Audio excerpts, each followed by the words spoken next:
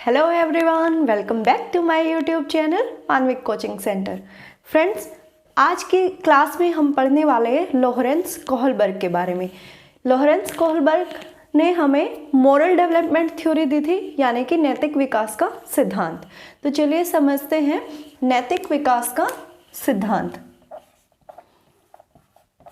नैतिक विकास का सिद्धांत, या फिर आप इसको बोल सकते हैं चारित्रिक विकास का सिद्धांत। किसी भी नाम से पूछा जा सकता है आपसे। चारित्रिक विकास का सिद्धांत। देखिए, नैतिक विकास के ऊपर जीन पियाजे ने भी बात की थी, पर जीन पियाजे की कॉग्निटिव डेवलपमेंट वाली थ्योरी बहुत फेमस है। हम इस क्लास के बाद पियाजे का नैतिक विकास का सिद्धांत भी डिस्कस कर लेंगे। फिलहाल जो हम पढ़ रहे हैं वो है लॉरेंस कोहलबर्ग का। ठीक है, तो नैतिक विकास का सिद्धांत, इसके प्रवर्तक कौन है? Lawrence Kohlberg. इनका जन्म 1927 में हुआ था और मृत्यु 1987 में। ठीक है, ये अमेरिका के मनोवैज्ञानिक थे। अमेरिका में इनका जन्म हुआ था। तो कोहलबर्ग ने हमें मोरल डेवलपमेंट थ्योरी दी थी और इससे रिलेटेड उन्होंने बहुत सारी पुस्तकें भी लिखी हैं। फिलहाल हम दो बुक्स के नाम याद रखेंगे जो इम्पोर्टेंट हैं। The psychology of moral development, the psychology of moral development,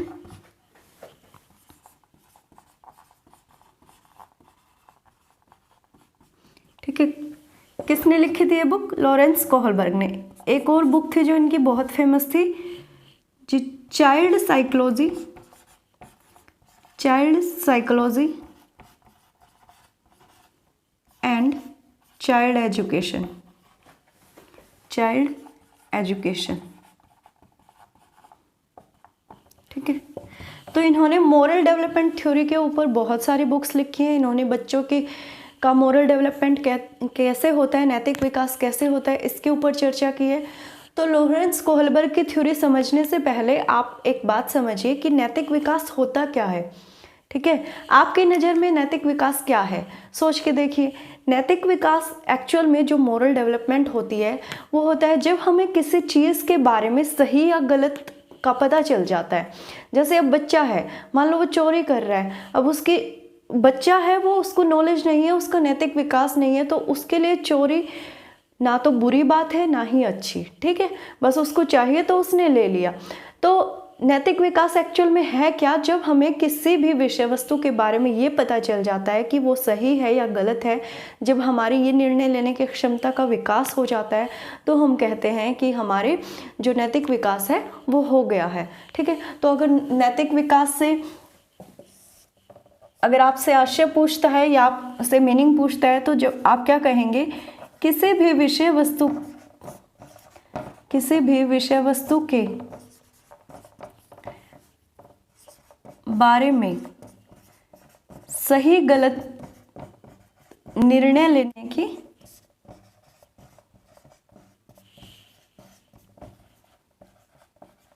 अक्षमता ही क्या कहलाती है? नैतिक विकास।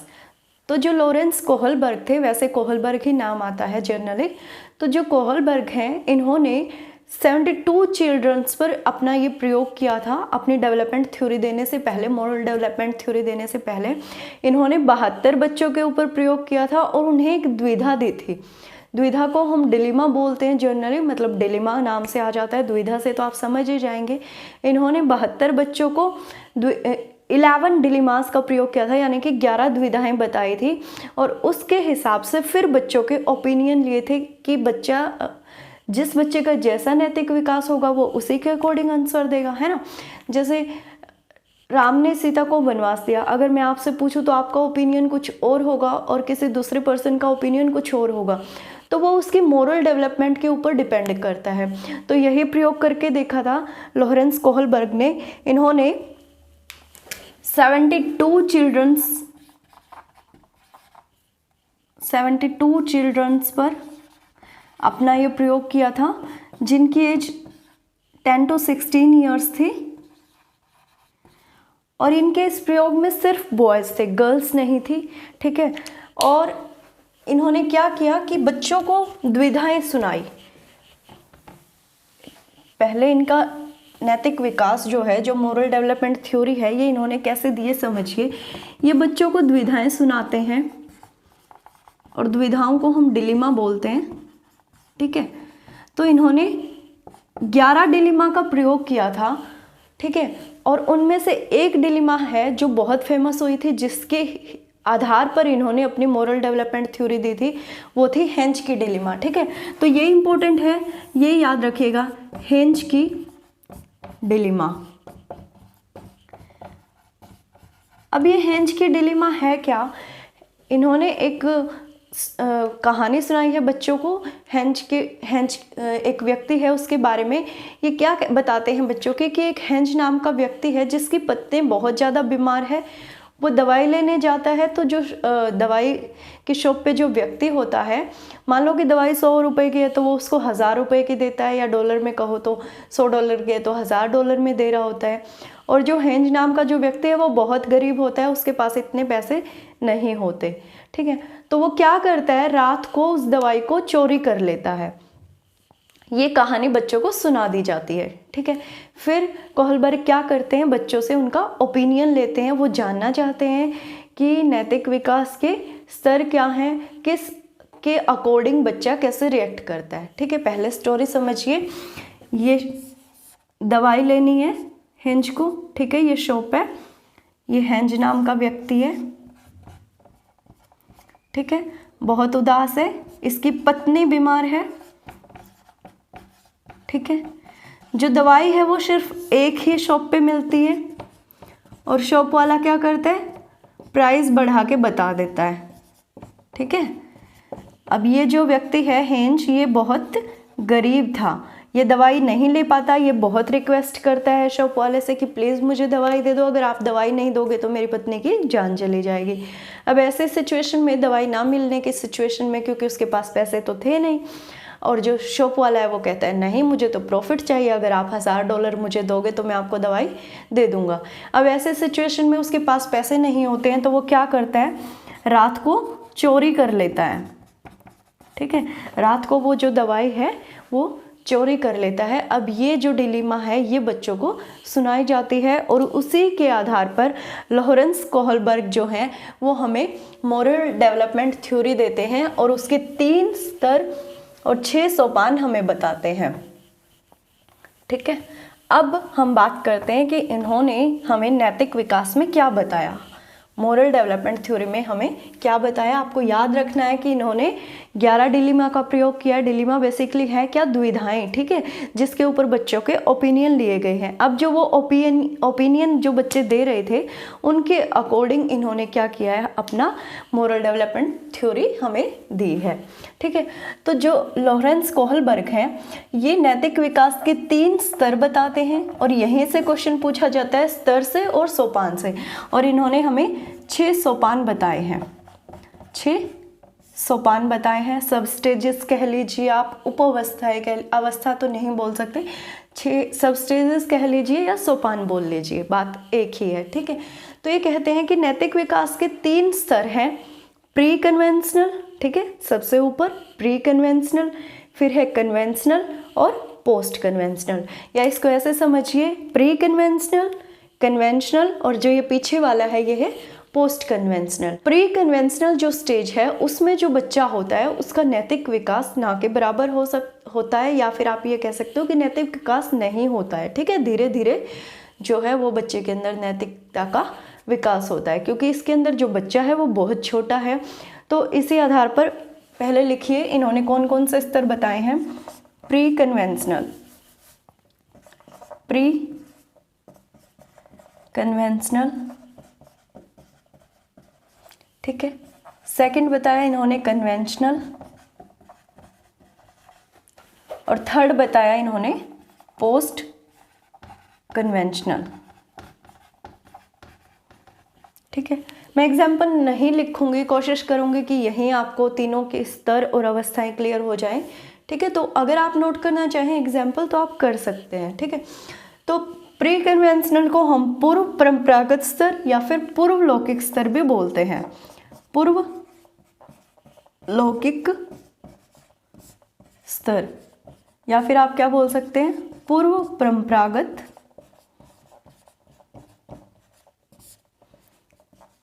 स्तर। ठीक है, यह है लौकिक स्तर।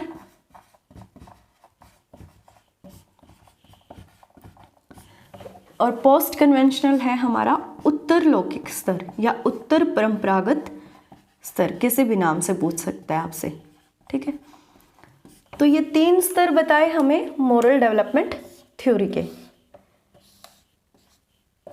ठीक है, अब ये कहते हैं कि जो पूर्व लौकिक स्तर है, इसमें जो बच्चा है उसके अंदर नैतिकता का विकास नहीं होता है, नैतिकता बहुत कम होती है। तो यहाँ पर जो बच्चा होता है वो दूसरों के हिसाब से कार्य करता है। जैसे जो छोटा बच्चा है, अब मम्मा उसको बताते हैं कि बेटा ऐसा नहीं करना, बड़ों को उल्टा नहीं बोलना, उनको मारना नहीं है, चोरी करना गलत बात है। तो उसकी नज़र में अभी कुछ नहीं है, वो नैतिक अनैतिक है, मतलब कुछ भी नहीं है। ठीक है, उसको कुछ समझ में नहीं आ रहा है। ठीक है, तो मम्मा बताती है, उसी के अकॉर्डिंग वो कार्य करता है। तो जो फर्स्ट स्टेज होती है, इसमें जो बच्चा होता है वो दूसरों के मानकों के आधार पर ही कार्य करता है। ठीक है, हम जो उसको बता देते हैं, अगर बच्चे की माँ ही उसको बोलेगी कि चोरी करना अच्छी बात है, तो अगर वो स्कूल से पेंसिल उठा के लाता है या किसी के घर से कुछ उठा के लाता है और मम्मा खुश हो जाते हैं, तो बच्चे का दिमाग में क्या जाएगा कि यही नैतिकता है, उसको चोरी करना कभी भी बुरी बात नहीं लगेगी। ठीक है, तो क्योंकि जो फर्स्ट स्टेज है उसमें बच्चे के अंदर नैतिकता का अभाव होता है, इसलिए जो बच्चा होता है वो दूसरों के मानकों के आधार पर ही कार्य करता है। ठीक है, जो कन्वेंशनल स्टेज होती है, इसके अंदर बच्चे को समझ में आने लग जाता है, जैसे जो रूल्स बनाए गए होते हैं उसको समझ में आने लग जाता है और वो उन रूल्स को फॉलो करने लग जाता है। ठीक है, और जो उत्तर लौकिक स्तर है या पोस्ट कन्वेंशनल स्टेज होती है, इसमें बच्चे की समझ विकसित हो जाती है, उसकी नैतिकता का विकास हो जाता है। अब उसको वो चीज़ें भी समझ में आने लग जाती है, वो उन रूल्स के खिलाफ भी बोलने लग जाता है जो उसको सही नहीं लगते। या आप ये कह सकते हो कि पोस्ट कन्वेंशनल स्टेज के अंदर जो बच्चा है वो खुद के नियमों के आधार पर कार्य करता है, उसकी समझ विकसित हो जाती है, उसको ये पता चल जाता है कि ये बात ठीक है या ये गलत है। ठीक है, तो अगर आप शॉर्ट में लिखना चाहो तो लिख सकते हो कि post conventional pre conventional stage के अंदर बच्चा जो है वो दूसरों के मानकों के आधार पर कार्य करता है,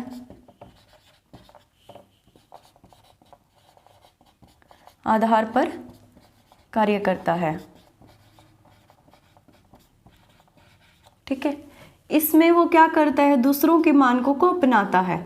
ठीक है, अब जैसे रोड के लेफ्ट साइड चलना है या कोई और रूल है, ठीक है, तो उसको अब समझ में आ जाता है, वो खुद ब खुद मानने लग जाता है, दूसरों के मानकों को अंगीकृत करता है या मानने लग जाता है। ठीक है, करता है। और यहाँ पर जो है पोस्ट कन्वेंशनल स्टेज के अंदर बच्चा जो है खुद के नियमों का पालन करता है, नियमों का पालन करता है। ठीक है, यहाँ पर जो नैतिकता का जो आधार है वो भौतिक होता है, भौतिक होता है। ठीक है, अब जो क्वेश्चंस हैं वो ज़्यादातर या तो स्तर से पूछे जाते हैं या सोपान से पूछे जाते हैं। अब कोहलबर्ग ने हमें तीनों स्तर के 2-2 सोपान बताए हैं, तो चलिए हम पहले बात करते हैं प्री कन्वेंशनल स्टेज की। ठीक है, प्री कन्वेंशनल स्टेज के अंदर यानी कि पूर्व परंपरागत स्तर के अंदर इन्होंने कहा कि जो बच्चा है वो 2 तरीके से कार्य करता है। इन्होंने 2 सोपान बताए हैं,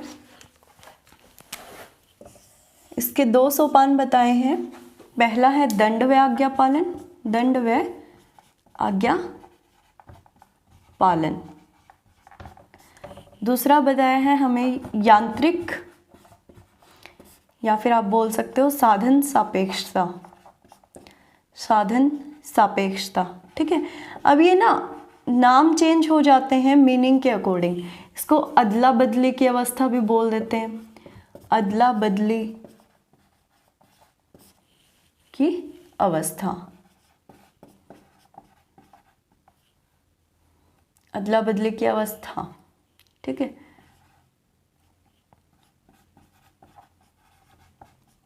तो समझिए या परंपरागत स्तर में जो बच्चा होता है वो 4 से 10 साल का होता है। ठीक है, बिल्कुल छोटे बच्चों में तो नैतिकता होती ही नहीं, उन्हें पता ही नहीं होता। ठीक है, और एक और पॉइंट याद रखना है आपको कि नैतिकता कभी भी जन्मजात नहीं होती है, वो सामाजिक पहलुओं से, वातावरण से, ठीक है, हमारे आसपास के माहौल से, हमारे घर से क्या करते हैं हम उसको अर्जित करते हैं। ठीक है, अब समझते हैं हम पूर्व परंपरागत स्तर। 2 सोपान बताए हैं इसके, दंड व आज्ञा पालन, यांत्रिक व साधन सापेक्षता। इसमें कोहलबर्ग कहता है कि जब बच्चा दंड से या पुरस्कार से या फिर काम करता है तब उसमें जो नैतिकता का विकास होता है। जैसे मान लो कि घर पे कोई आया है, ठीक है, या फिर घर पे ही बच्चा गाली देने लग जाता है, तो मम्मा क्या करती है, उसको थप्पड़ लगाती है। वहाँ पे जब उसकी पिटाई होती है तो उसको पता चलता है कि ऐसा बोलना गलत है, हालांकि उसे मीनिंग नहीं पता, कुछ भी नहीं पता, उसने बाहर से गली से कहीं से भी सुना और घर पे आके एज इट इज़ बोल दिया। पर जब उसकी माँ उसको थप्पड़ लगाती है तो उसको पता चलता है कि यह बात गलत है, यह बात मुझे नहीं बोलनी। तो वहाँ पर जो उसका नैतिकता का विकास होता है वो किससे हुआ है, कौन से सोपान से हुआ है, दंड से। ठीक है, दंड व आज्ञा पालन जो सोपान कोहलबर्ग ने बताया है उससे। ठीक है, तो इसी तरह के एग्जाम्पल पूछे जाते हैं सीटेट में, तो खासकर यही एग्जाम। ठीक है, तो फिलहाल आप इस चीज़ को समझिए, दंड व आज्ञा पालन में जब बच्चा दंड से या आज्ञा पालन से या फिर पुरस्कार बोल सकते हो आप, पुरस्कार देने से, जैसे घर पे कोई आता है बच्चा फटाफट से उनको नमस्ते करता है तो मेहमान क्या है, खुश हो जाते हैं, उसको पैसे देते हैं या चॉकलेट देते हैं, या मम्मा भी बहुत अच्छे से उसको प्यार करती है, उसको चॉकलेट देती है कि मेरा बच्चा बहुत अच्छा है। तो यहाँ पे क्या हो गया, बच्चे के अंदर इस नैतिकता का विकास हो गया। पहले आपने उसको बोला कि बेटा नमस्ते करो, ठीक है, अब जब आप उसको मेहमानों के जाने के बाद उसको बहुत सारा प्यार करते हो, उसको चॉकलेट देते हो, तो ये जो नैतिकता है उसके अंदर पूरी तरह से डेवलप हो जाती है। यहाँ पे बच्चा समझ जाता है कि यह बात अच्छी है। अब जब भी कोई मेहमान आएगा तो बच्चा क्या करेगा, उनको नमस्ते करेगा। ठीक है, तो यही बात बोली थी कोहलबर्ग ने, दंड व आज्ञा पालन के अंदर बच्चा जो है, बच्चे के अंदर जो नैतिकता है वो या तो दंड से, या तो जो दंड मिल रहा है उसको गलत काम करने से, या तो उससे, या जो पुरस्कार मिल रहा है उससे नैतिकता का विकास होता है। ठीक है, अब आप इसको अपनी डेली लाइफ से जोड़ के देख सकते हो, एग्जाम्पल लिखने की कोई ज़रूरत नहीं है, आप सिर्फ बात को समझिए। ठीक है, उसके बाद आता है यांत्रिक या साधन सापेक्षता, या फिर नीचे लिखा है अदला बदली की अवस्था। इससे आप बहुत अच्छे से समझ सकते हैं, या फिर मैं एक वर्ड और लिख देती हूँ यहाँ पे, उससे तो आप सारे एग्जाम्पल अपने आप ही बना लेंगे। जैसे को तैसा। ठीक है, मतलब स्कूल में होता है ना, अगर गलती से भी चलते हुए भी एक बार कोहनी लग जाएगी ना तो बच्चा क्या करेगा, उसको खिंचा के देगा एक, क्यों, तूने मुझे मारा तो मैं भी तो तुझे मारूंगा। ठीक है, अब 2 बच्चे लड़ रहे होते हैं, जब टीचर पूछता है क्यों मार रहे हो, मैम इसने मेरी कॉपी फाड़ दी तो मैं भी इसकी फाड़ूंगा, या फिर वो क्या करेगा, उसको मारेगा। तो यहाँ पे जो बच्चा होता है वो अपने लिए करता है, अपनी संतुष्टि के लिए करता है, उसके अंदर नैतिकता जो होती है। मान लो अगर आप उसको कोई काम दोगे, ठीक है, अपने भाई बहन ही होते हैं जो छोटे, या मम्मी ही होती है, अगर छोटे बच्चे को काम बताएगी तो बच्चा क्या कहेगा, मुझे क्या मिलेगा, मैं ये कर दूंगा पर मुझे क्या मिलेगा। तो मम्मी बोलेगी बेटा चॉकलेट दे दूंगी, तेरा फेवरेट खाना बना दूंगी। तो यहाँ पे क्या है, साधन सापेक्षता, या फिर आप कह सकते हो अदला बदली की अवस्था। यहाँ पे बच्चा कुछ चाहता है अपने लिए, ठीक है, उसको जो अच्छा लगता है वो चाहता है कि अगर वो ये काम कर रहा है तो उसको भी कुछ मिले। ठीक है, स्कूल में बहुत बार बच्चे एक दूसरे की शिकायत लगाते हैं, तो वहाँ पे क्या हो रहा होता है, वहाँ पे भी तो वहाँ पे हो सकता है दूसरा बच्चा कहे कोई बात नहीं, अगली बार तू फंसेगा, जब तू काम करेगा ये वाला तो मैं भी तेरी शिकायत लगाऊंगा। ठीक है, तो यहाँ पे बच्चा जो है उसके अंदर जो नैतिकता होती है वो इतनी ही होती है कि वो जो कर रहा है वो चाहता है कि उसके बदले में मुझे भी कुछ मिले। ठीक है, तो या अदला बदली से समझ जाओ या जैसे को तैसा समझ जाओ। याद रखना ये वाला नाम पूछा गया था, यांत्रिक व साधन सापेक्षता। ठीक है। यांत्रिक व साधन सापेक्षता, क्वेश्चन कैसे आता है, क्वेश्चन आपसे एग्जाम्पल के तौर पे पूछा जाता है कि एक बच्चा है, गलती से उसकी शर्ट पे इंक गिर गई, गलती से दूसरे बच्चे से उसकी शर्ट पे इंक गिर गई, तो बच्चा क्या करता है, वह भी अपना पेन उठा के उस बच्चे की शर्ट पे इंक गिरा देता है। कोहलबर्ग के अनुसार यह नैतिक विकास के कौन से सोपान के अंतर्गत आता है, तो सोपान है दूसरा, ठीक है। अगर आपसे स्तर पूछता है तो पहले स्तर के अंदर, ठीक है। जरूरी नहीं है वो आपको सोपान का नाम दे, वो आपसे स्तर भी तो पूछ सकता है ना। तो स्तर कौन सा आएगा, पूर्व परंपरागत स्तर, ठीक है। अब हम बात करते हैं कन्वेंशनल स्टेज की, यानी कि लौकिक स्तर की, ठीक है। लौकिक स्तर या फिर परंपरागत स्तर। अब लौकिक स्तर के भी इन्होंने 2 सोपान बताए हैं।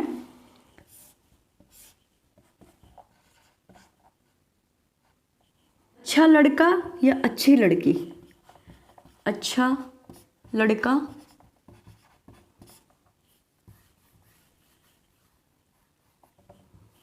ऊपर लिख लीजिए क्योंकि तीसरा भी यहीं आ जाएगा फिर। अच्छा लड़का या फिर अच्छी लड़की बनने की जो भावना होती है, अच्छी लड़की, ठीक है। या फिर आप इसको क्या बोल सकते हैं, परस्पर एक रूप अभिमुखता, ये नाम याद रखना है आपको, परस्पर एक रूप अभिमुखता, ठीक है। सेकंड जो स्तर बताया है वो है लॉ एंड ऑर्डर ओरिएंटेशन, यानी कि कानून एंड विधि सम्मत अभिमुखता, कानून व विधि सम्मत अभिमुखता, ठीक है। लॉ एंड ऑर्डर ओरिएंटेशन, ठीक है। अब देखो लौकिक स्तर के अंदर जो पहले ये तीसरा सोपान है, यहाँ पे आप नंबर से याद रखना आपको, ये थर्ड सोपान है और ये हमारा फोर्थ सोपान है। जब बच्चा जो भी काम है वो प्रशंसा प्राप्ति के लिए करता है, ठीक है। अब जो अगर वो टीचर से शिकायत लगा रहा है कि मैम ये चीटिंग कर रहा है, तो वो वहाँ पे क्या कर रहा है कि हाँ बेटा तू तो अच्छे से कर रहा है, तू तो शरारत नहीं कर रहा, ठीक है। मैम ये शरारत कर रहा है, मैम ये ऐसे करता है, ये घर पे उल्टा।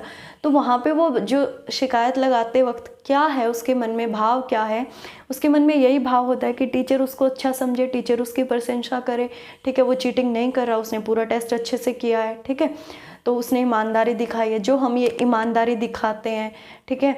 और जैसे मैं किसी के घर पे चले जाते तो नहीं मैं कर देता हूँ, ये जो काम करते हैं, तो वो क्या दिखाना चाहता है कि जिसके घर गए वो क्या कहेगा, ये तो बहुत अच्छा है, ठीक है, बहुत अच्छे से काम कर लेता है, ठीक है, आपको तो बिल्कुल भी कुछ नहीं करना पड़ता हुआ। तो वहाँ पे वो क्या कर रहा है, कुछ प्रशंसा चाहता है, ठीक है।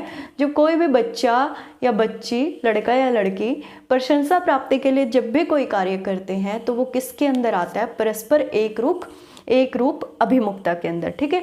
और कोहलबर्ग के अनुसार अगर आपसे सोपान का पूछे तो कौन सा सोपान है, ये तीसरा सोपान है। और अगर आपसे स्तर पूछता है तो है लौकिक स्तर, ठीक है।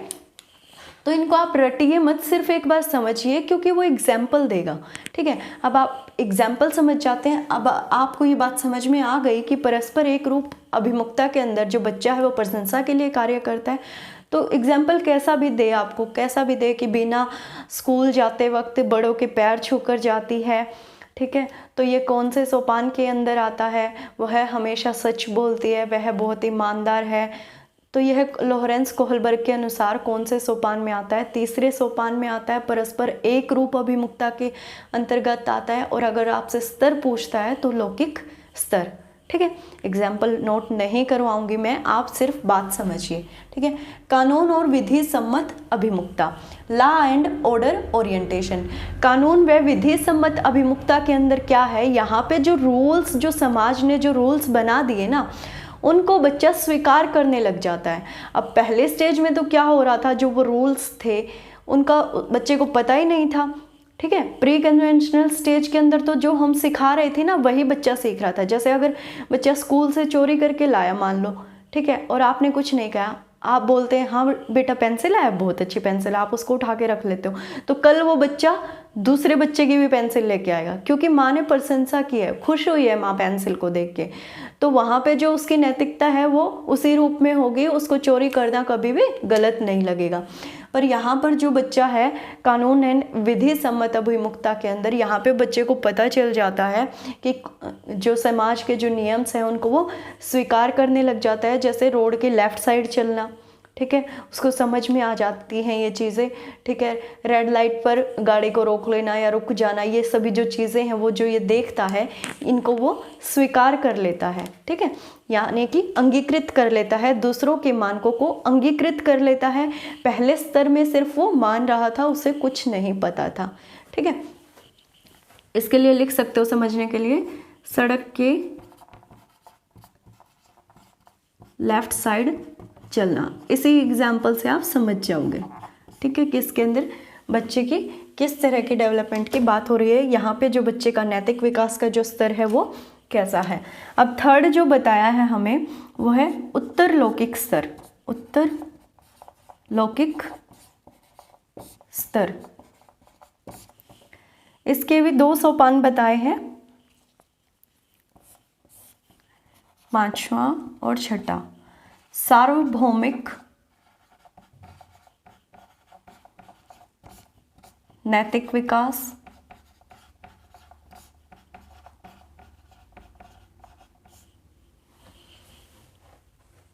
सामाजिक संपर्क अभिमुखता, सामाजिक संपर्क अभिमुखता है सामाजिक संपर्क अभिमुखता। इसके अंदर जो बच्चा रूल्स देखता है समाज के अंदर, ठीक है, अब जो इसमें क्या कर रहा है, बच्चे को रूल्स का पता चल जाता है। मैंने आपको पहले भी बताया था कि तीसरे स्तर के अंदर बच्चा खुद के रूल्स फॉलो करता है। तो सामाजिक संपर्क अभिमुखता के अंदर बच्चे को लगने लग जाता है कि समाज के ये रूल्स गलत हैं, ये रूल्स सही, जैसे दहेज प्रथा, ठीक है, और जौहर बोलते थे जैसे पति के मर जाने के बाद पत्नी का भी अग्नि में मर जाना। तो जो समाज के ये जो रूल्स हैं जो पहले से ही चलते आ रहे हैं, दहेज प्रथा तो अभी भी चलती आ रही है, ठीक है, तो बच्चे को ये चीज़ें समझ में आ जाती हैं, उसको कुछ रूल्स जो है समाज के गलत लगने लग जाते हैं। और यहाँ पर जो बच्चा होता है वो सिर्फ समाज के सही रूल्स को ही फॉलो करता है, सिर्फ जो उसको सही रूल्स लगते हैं उन्हीं को वो फॉलो करता है, और जो गलत रूल्स बना रखे हैं उनके बारे में वो विचार करने लग जाता है। और सार्वभौमिक नैतिक विकास के अंदर यहाँ पे वो सोचता है गलत रूल्स की, ये रूल्स चेंज होने चाहिए, ठीक है, गलत रूल्स को वो क्या सोचता है कि ये गलत हैं, ये उनको चेंज करने के बारे में सोचता है। और सार्वभौमिक नैतिक विकास के अंदर जो बच्चा है, यहाँ पे एज जो है बच्चे की वो क्या है, 10 से 13 साल है, और यहाँ पे जो बच्चा आता है वो 13 साल से ऊपर आता है, ठीक है। तो सार्वभौमिक नैतिक विकास के अंदर बच्चे का अब नैतिक विकास उस स्तर तक पहुँच गया है कि जो गलत रूल्स बनाए गए हैं उनके खिलाफ वो खड़ा हो जाता है, आंदोलन कर सकता है या करने लग जाता है, आंदोलन या विद्रोह की भावना, ठीक है। आप सभी ने देखा था ना मुन्ना भाई MBBS में, जब मुन्ना भाई को निकाल रहे थे तो पूरा हॉस्पिटल जो है वो एक साथ खड़ा हो जाता है उसके खिलाफ कि हम इसको नहीं जाने देंगे। तो वहाँ पे क्या है, सार्वभौमिक नैतिक विकास, ठीक है, उनका पूरा नैतिक विकास पूरा हो चुका होता है, उन्हें पता चल जाता है कि ये जो कर रहे हैं ये गलत कर रहे हैं, इसलिए सभी क्या कर रहे हैं, उस चीज़ को रोकने के लिए, उस चीज़ को बदलने के लिए क्या विद्रोह में खड़े हो जाते हैं, ठीक है। तो सार्वभौमिक विकास के अंदर बच्चा जो है किसी भी गलत चीज़ को, गलत रूल को, या जो गलत काम हो रहा है उसको रोकने के लिए आंदोलन करता है या विद्रोह करता है।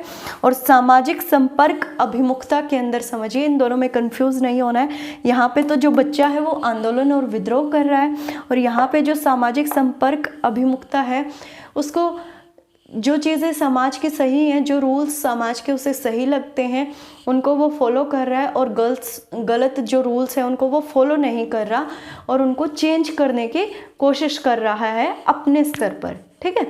उनको चेंज करने की कोशिश कर रहा है अपने स्तर पर, ठीक है। तो यहीं से क्वेश्चन पूछा जाता है, 100% यहीं से क्वेश्चन आता है। फिर से देखो एक बार, पूर्व परंपरागत स्तर के अंदर 2 सोपान आते हैं, दंड व आज्ञा पालन या फिर यांत्रिक साधन सापेक्षता।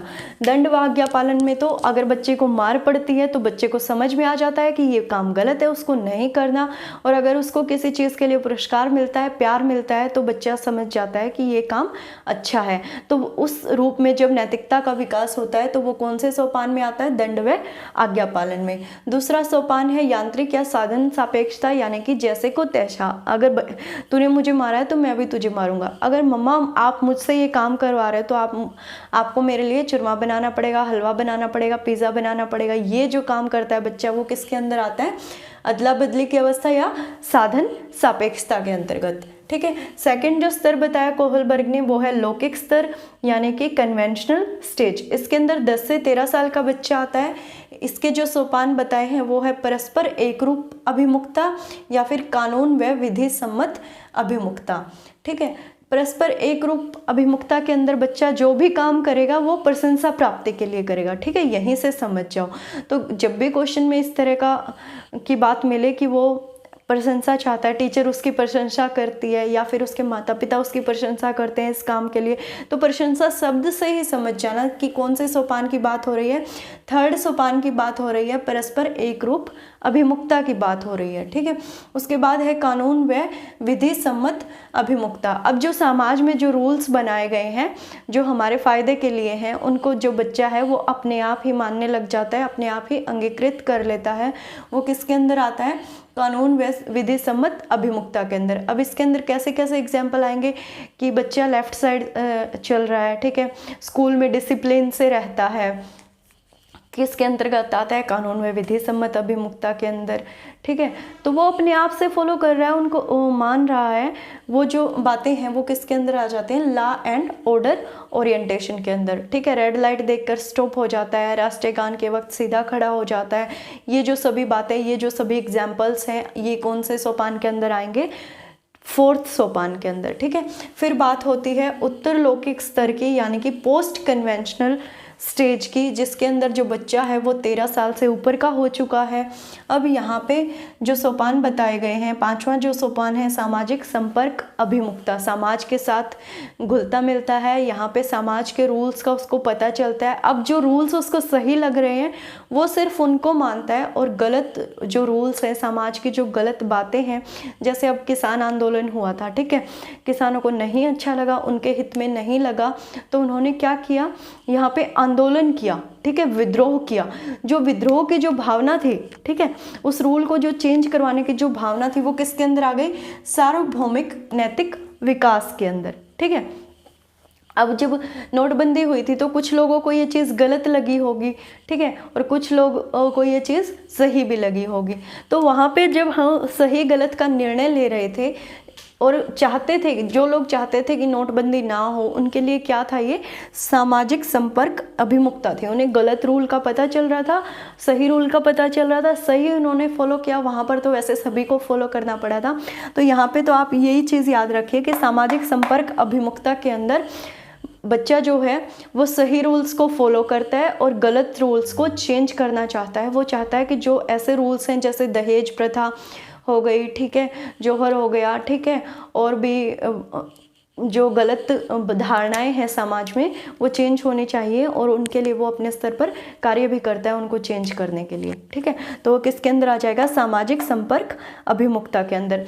प्रीवियस ईयर के क्वेश्चंस उठा के देखिए, एग्जाम्पल ही मिलेंगे, और उन एग्जाम्पल्स में से ही आपसे ये पूछा जाता है कि कौन से स्तर में आता है। तो एक बार आप इनको कॉपी में नोट कीजिए, फिर इनके बारे में खुद से अपने माइंड से एग्जाम्पल सोचिए, तब मुझे लगता है कि आपका ये जो टॉपिक है ये पूरी तरह से तैयार हो जाएगा किसी भी एग्ज़ाम के लिए। किसी भी एग्ज़ाम में आपसे लॉरेंस कोहलबर्ग की किसी भी अवस्था के बारे में पूछे, आप क्वेश्चन आराम से जो है टिक कर पाओगे, ठीक है। तो पियाजे ने भी नैतिक विकास का सिद्धांत दिया था, इतना ज़्यादा इम्पोर्टेंट तो नहीं है, पर नेक्स्ट वीडियो में हम पियाजे के नैतिक विकास के सिद्धांत पर भी बात करेंगे, ताकि हम दोनों टॉपिक्स को कोरिलेट कर पाएँ, ठीक है, डिफरेंस भी समझ पाएँ, कि पियाजे ने क्या कहा था और कोहलबर्ग ने क्या कहा था। ठीक है, तो मिलते हैं नेक्स्ट वीडियो में। अगर आपको वीडियो अच्छा लगा है तो वीडियो को लाइक, शेयर और सब्सक्राइब ज़रूर कीजिएगा।